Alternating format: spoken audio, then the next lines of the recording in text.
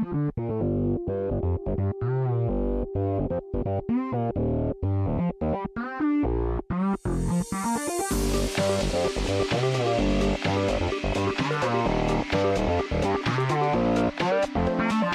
haven't seen the whole day, but what I've seen was really very impressive. It gives you a good look, I think, on the status of prototyping. The prototyping and shaping matter event is a combination of a small fair and presentations about several topics concerning prototyping. So using different technologies, different materials, and combining them, using them in the design process to make better products in the end.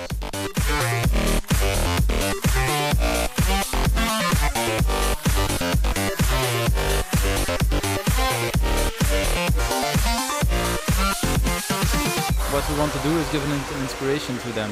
So showing other companies how they work, how they develop a certain product, for example, what materials they use, what kind of technologies they use, to give an inspiration to companies how they can work. The presentations we have seen, they were very different. So one project was very much about making your own product and not only designing it, but also manufacturing it, trying to get it produced, introducing it into the market, which I think is often forgotten. Designers are taught to get a lot of ideas, but with an idea only you cannot put a product on the market.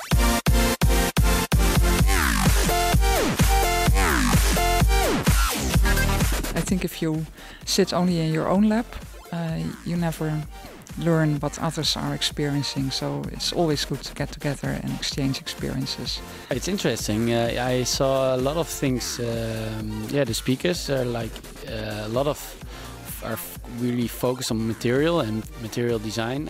I really like that as a new approach.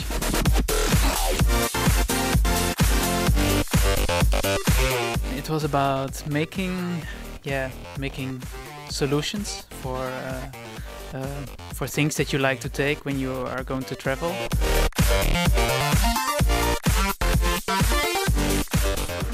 They made an idea, they sketched it, we put it in a computer, and we later cut it here at the Proto Lab.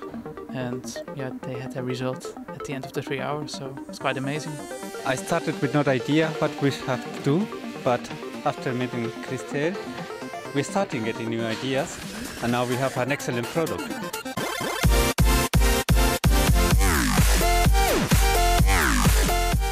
The shaping matter session, it's more about exactly the materials and not about the prototyping process, but also about the meaning of the materials and the functionality of the materials, the aesthetics of the materials, and so on. We now live in an age that we can design and control materials.